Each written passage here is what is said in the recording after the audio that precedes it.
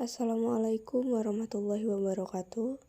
Perkenalkan, nama saya Firda Cacabila, NIM 2210101100. Baiklah, di sini saya akan menjelaskan tentang anatomi sistem kardiovaskular. Komponen sirkulasi. Sistem kardiovaskular meliputi jantung, pembuluh darah, dan darah. Lalu sistem limfatik, yaitu pembuluh limfe dan nodus limfe. Lalu organ pembentuk dan penyimpan darah, seperti limfe, hati, sumsum tulang, kelenjar timus, dan jaringan limfe. Fungsi sistem sirkulasi yang pertama transport, makanan, gas, hormon, mineral, enzim, dan zat penting lainnya. Lalu yang kedua, mempertahankan suhu tubuh dengan cara berkontriksi, mempertahankan panas tubuh, dan berdilatasi, melepas panas pada permukaan kulit. Yang ketiga, perlindungan. Sistem darah dan sistem limfatik melindungi tubuh terhadap cedera dan invasi benda asing melalui sistem imun. Mekanisme pembekuan darah mencegah kehilangan darah. Yang keempat, buffering. Protein darah memberikan sistem buffer asam basa untuk mempertahankan pH optimum darah. Tujuan pembelajaran yang pertama yaitu menjelaskan anatomi jantung dan pembuluh darah, lalu yang kedua menjelaskan sistem peredaran darah dewasa, lalu yang ketiga menjelaskan sistem peredaran darah janin. Sistem kardiovaskular yang pertama adalah organ. Di dalam organ ini terdapat jantung, yaitu core, yang kedua pembuluh, vasa darah, vasa sanguinea, yaitu pembuluh darah, arteri vena, dan kapiler. Di sini kita bisa lihat bahwa sistem sirkulasi pada organ manusia seperti ini, ada pulmonary liquid, systematic liquid, dan lain sebagainya. Baiklah, kita masuk ke bagian arteri jantung atau core. Di sini ada topografi mediastinum berukuran kurang lebih besar kepalan tangan pemiliknya. Bentuknya seperti kerucut tumpul. Jantung pada manusia dewasa mempunyai ukuran panjang 12 cm, lebar 8-9 cm, dan diameter anteroposterior 6 cm. Berat jantung laki-laki 380 sampai dengan 340 gram, lalu berat jantung perempuan 230 sampai 280 gram. Bagian-bagian jantung. Yang pertama bagian luar jantung. Di sini ada ujung atas yang lebar, biasa kita sebut dengan basis cordis, mengarah ke bahu kanan. Lalu ujung bawah yang mengerucut, yaitu apex cordis, mengarah ke panggul kiri. Terdapat 3 fasies, terdapat 2 margo, terdapat auricula. Lalu bagian dalam jantung terdapat 4 ruangan. Basis jantung. Basis ini tersusun oleh atrium dextra, atrium sinistra, dan bagian proksimal pembuluh darah besar. Apex jantung dibentuk oleh bagian inferolateral vertical dextra. Letak apex cordis dapat dicari di daerah di sebelah profunda spatium intercostalis vena sinistra 8-9 cm dari linea mediana, 4 cm di sebelah bawah, dan 2 cm di sebelah medial papilla mamae sinistra. Apex cordis ini tertutup oleh pleura dan pulmo. Fasies jantung. Yang pertama ada fasies sternocostalis anterior, dibentuk terutama oleh ventricle destra. Lalu ada fasies diafragmatica, dibentuk terutama oleh ventricle sinistra dan sebagai ventricle dextra, dan setrum tendineum diafragma. Lalu ada fasies pulmonaris, Dataran di sebelah kiri kranial dan dorsal lateral dibentuk oleh terutama ventricle sinistra. Masuk ke dalam bagian margo jantung. Yang pertama ada margo dextra, margo acutus.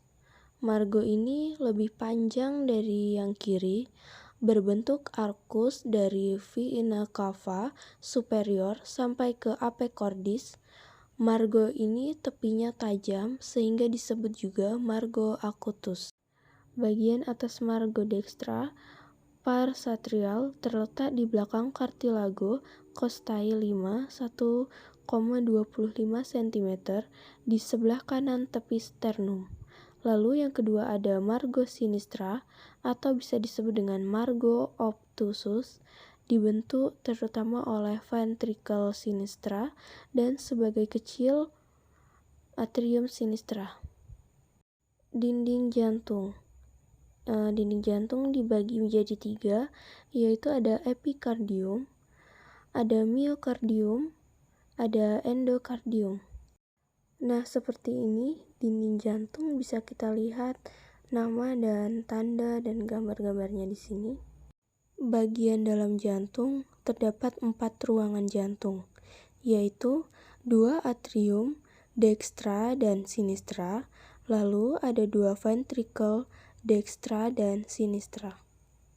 Atrium dextra letaknya di dalam bagian superior kanan jantung, lalu dindingnya relatif licin kecuali untuk yang ada musculi pectinati, lalu terdapat tambahan atricula dextra, lalu tebal dindingnya kurang lebih 2 mm, lalu volumenya kurang lebih 57 cc.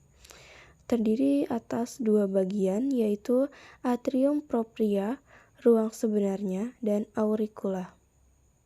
Atrium propria, auricula, sinus venarum, VCS, VCL, sinus coronarius, vena cordis minimae, musculus pectinati, crista terminalis, tuberculum intervenosa, fossa ovalis, 3 lobang, yaitu ostium vena cava superior, ostium vena cava inferior, dan sinus coronarius. Atrium sinistra letak di bagian superior kiri jantung, berukuran lebih kecil dari atrium dextra, tetapi dindingnya lebih tebal, kurang lebih 3 mm. Lalu, atrium sinistra membentuk basis dan facies dorso superior jantung, terdiri dari 2 bagian, yaitu atrium propria dan auricula. Ventricle dextra terletak di bagian inferior kanan pada apeks jantung. Tebal dinding ventricle dextra adalah 1/3 tebal dinding ventricle sinistra. Dinding ini tebal di bagian basis dan semakin tipis ke arah apeks. Volume ventricle dextra sama dengan sinistra, kurang lebih 85 ml. Struktur ventricle dextra. Yang pertama ada trabecula carnae, musculus papillaris, chorda tendinae, trabecula septomarginalis, ostium truncus pulmonaris, ada septum interventricular. Ventricle sinistra dibagi menjadi ventricle kiri sesungguhnya dan vestibulum aorticum. Terletak di bagian inferior pada apeks jantung, bentuknya lebih panjang, lebih sempit, dan lebih berbentuk kerucut daripada ventricle dextra. Tebal dindingnya 3 kali tebal dinding ventricle kanan. Struktur ventricle sinistra, yaitu ada musculus papillaris, chorda tendinae, trabecula carnae, trabecula septomarginalis, septum interventricularis, terdapat 2 lubang, yaitu ostium aorticum dan ostium atrioventricularis. Katup jantung. Pada bagian atas terdapat valvula semilunaris pulmonalis, lalu ada valvula semilunaris aorticum, lalu ada valvula tricuspidalis, lalu ada valvula mitralis. Katup tricuspidalis mempunyai 3 cuspis, yaitu anterior, posterior, dan septal. Lalu bagian ujung cuspis yang mengerucut melekat pada korda jaringan ikat fibrosa, annulus fibrosus. Tepi cuspis dihubungkan oleh korda tendinae hairstring ke musculus papillaris anterior dan posterior. Korda tendinae mencegah terjadinya membalikan cuspis ke arah belakang menuju atrium. Katup mitralis mempunyai 2 cuspis, anterior dan posterior, mirip dengan topi tinggi seorang uskup, maka oleh Vesalius abad ke-16 disebut vulvula mitralis. Katup ini melekat pada korda tendinae dan musculus papillaris. Fungsinya sama dengan katup tricuspidalis, membuat suatu suara yang paling mudah terdengar pada aspek jantung di ICS 5-1-2 cm media lineale midclaviculare kiri. Katup semilunaris aorta.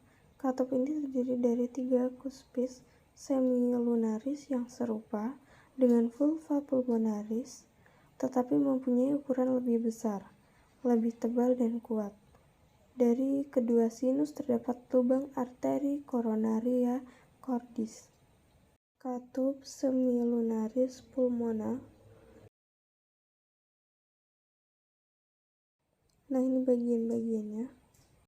Tanda-tanda permukaan facies eksterna jantung, yaitu sulcus coroner, mengelilingi jantung dan membatasi atrium yang terletak di pihak basal terhadap ventricle yang terletak di pihak apikal. Sulcus interventricular anterior dan posterior menandai letak septum interventrikuler yang memisahkan ventrikel kanan dan kiri dan melewati apek cordis sebagai incisura apicis cordis. Sulcus interatrial membatasi atrium dextra terhadap atrium sinistra. Sirkulasi koroner yang mendarahi dinding jantung. Yang pertama ada arteri coronaria dextra, lalu ada arteri coronaria sinistra. Bisa kita lihat di gambar di bawah ini. Ada arteri koroner kanan, arteri koroner kiri, dan arteri descendens. Lalu kita bisa lihat bahwa ini ada gambar jantung dan bagian-bagiannya, nama-namanya. Bisa kita lihat di sini. Lalu kita bisa lihat bahwa struktur atau bagan aorta ascendens di sini dibagi menjadi 2, yaitu arteri coronaria dexter dan arteri coronaria sinister, dan terdapat juga bagian-bagian dari arteri coronaria dexter dan sinister di sini. Lalu ada perpecahan-perpecahan lagi sampai pada akhirnya ada atrium dan ventricle sinister. Lalu di sini ada bagian-bagian dan nama dari jantung tersebut. Bisa kita lihat bersama di sini. Pembuluh darah balik jantung. Ada atrium dan ventricle sinister, ada ventricle dexter, ada vena marginalis sinister, lalu dijadikan satu di bagian vena cordis magna. Ada atrium dan ventricle dexter, ada vena marginalis dexter. Di sini ada vena cordis parva, lalu dibagi lagi menjadi sinus coronarius. Ada vena cordis media. Di sinus coronarius ini dibagi lagi ada vena posterior ventricle sinister, lalu ada vena obligua atris sinister.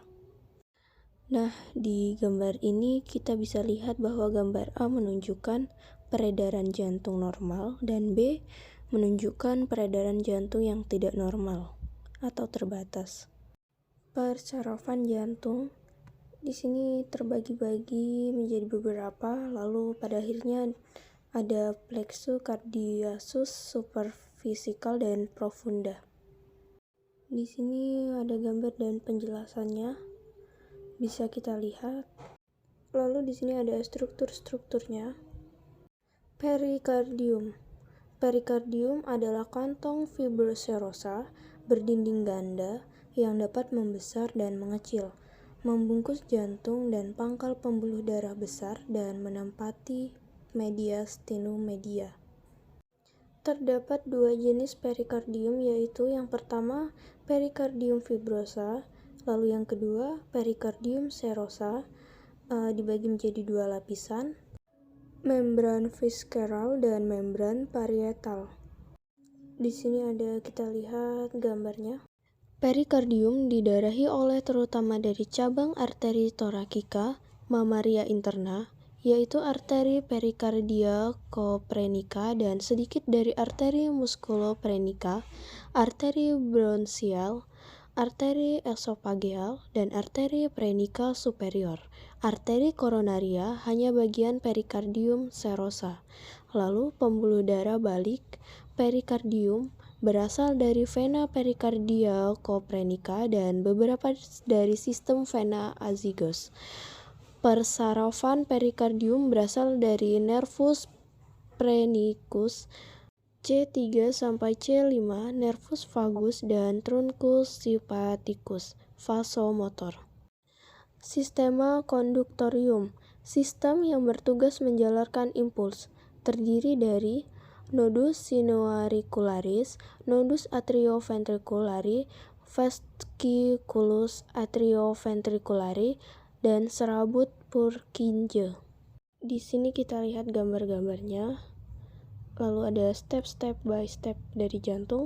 Bunyi jantung. Bunyi jantung 1, kontraksi otot atrium dan ventriculus, bergetarnya cuspis ketika menutup, lalu bergetarnya chorda tendinae. Bunyi jantung 2, bergetarnya valvula semilularis ketika menutup. Di gambar ini dijelaskan tentang aliran darah jantung, bisa kita lihat. Di sini juga aliran darah jantung. Vasa sanguinea. Yang pertama ada arteri, semua pembuluh darah yang membawa darah dari jantung meninggalkan jantung. Lalu yang kedua ada vena, semua pembuluh darah yang membawa darah menuju jantung. Dari venula ke vena cava ke jantung. Yang ketiga kapiler, yaitu jalinan pembuluh darah antara arteri dan vena. Macam-macam arteri. Yang pertama ada arteri besar atau arteri elastika, lalu yang kedua ada arteri sedang atau arteri muskuler, lalu yang ketiga ada arteria ola. Perbedaan arteri dan vena. Pertama arteri, dinding tebal, elastis, kosong, tidak kolaps, tekanan tinggi, berdenyut, berisi darah, dari jantung, terpotong, memancar, tidak mempunyai katup, kecuali aorta dan arteri pulmonalis. Lalu untuk vena, dinding tipis, tidak elastis, kosong, kolaps, tekanan rendah, tidak berdenyut, berisi darah, menuju jantung, terpotong, merembes, dan yang terakhir mempunyai katup. Nah, sebagai contoh ini gambar dari arteri dan vena. Skema peredaran darah arteri. Bisa kita lihat gambar di samping sini. Ada banyak sekali sistem hubungan antar arteri. Yang pertama jaringan menuju disuplai oleh satu arteri ke anastomosis, hubungan silang atau kolateral. Lalu bila terjadi oklusi atau sumbatan pada salah satu arteri, tidak masalah. Lalu jaringan arteri tunggal sama dengan N arteri. Bila terjadi sumbatan menuju infar jaringan yang bersangkutan. Contohnya seperti hepar, ginjal, lien, otak, retina, dan arteri koronaria. Nah, kira-kira seperti ini gambaran arteri tersebut. Tempat-tempat untuk meraba nadi ada arteri radialis ke pergelangan tangan, Ada arteri temporalis superficialis ada di depan telinga, ada arteri dorsalis pedis ada di dorsum pedis, lalu yang terakhir ada arteri carotis communis. Pengukuran tekanan darah dan pemeriksaan nadi. Ada pemeriksaan tekanan darah ke arteri brachialis. Seperti ini gambarnya. Vena, dinding lebih tipis daripada arteri, lalu tenaga untuk transportasi darah vena, tekanan arteri yang berjalan bersama vena, pompa otot, pernafasan, ada valvulae semilunaris, lalu ada letak mengikuti arteri, subkutan, dan pengambilan darah vena ke vena mediana subiti. Kita lanjut ke sistem limfatik. Sirkulasi darah janin. Sirkulasi darah janin. Yang pertama, janin menerima oksigen dan nutrisi dari darah ibu dan mengeluarkan CO2 dan sisa-sisa metabolisme melalui plasenta. Yang kedua, gas dan zat terlarut melewati lapisan epitel.